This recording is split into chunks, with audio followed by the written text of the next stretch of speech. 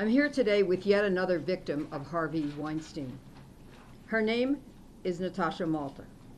She alleges that Mr. Weinstein came to her hotel and sexually forced himself on her, even though she made it clear to him that she was not interested in having any sexual relationship with him. She also alleges that he lured her to the Peninsula Hotel in Los Angeles to discuss a film that she was auditioning for, and that he tried to get her to do a threesome with him and another woman while there. Now with me in reference to her allegations against Mr. Weinstein. At the time of these incidents, Mr. Weinstein was employed by the Weinstein Company. The Weinstein Company has publicly announced that it is concerned about the victims and that it wants them to achieve justice. However, to date, they have not done anything to show that they are sincere in their intentions, or that they intend to take any action to achieve their stated goal of justice for victims. It is time for the Weinstein Company to put their money where their mouths are. It's easy to weep crocodile tears for Harvey's victims and talk about wanting justice, but that is not enough.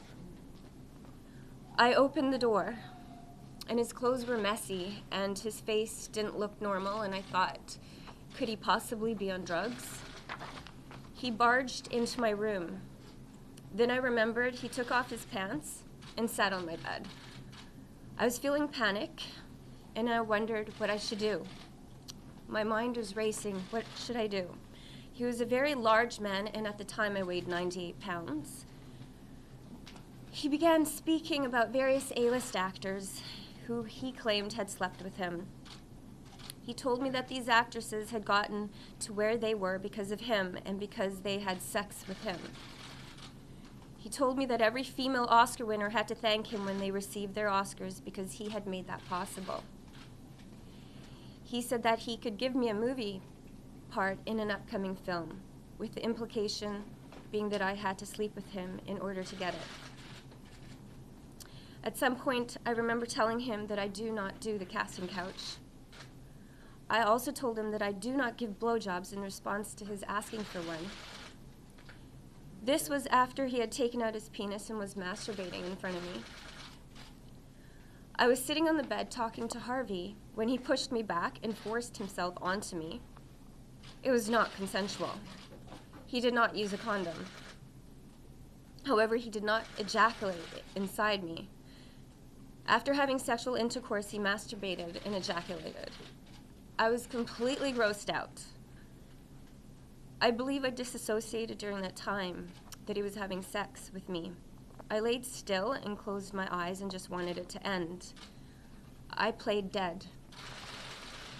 Afterwards, I lay there in complete disgust.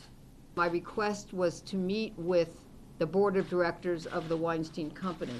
Of course, I would be fine with their lawyers being at the meeting, but I was requesting a meeting with the board of directors who controlled the actions of the Weinstein Company. It appeared that that meeting was going to take place today. Details were being discussed for exactly where and the exact time, and all of a sudden, the meeting was not going to be confirmed, and instead, we were told that we could meet with the lawyers. That was not acceptable to me. It was not my request. If it were my request, I could have made that 10 days ago. So, you know, the Weinstein Company has said in a press release, which you have, I'm sure, from issued a few weeks ago, that they did want to pursue justice for the victims, or they support justice for the victims. Well, let's see it then.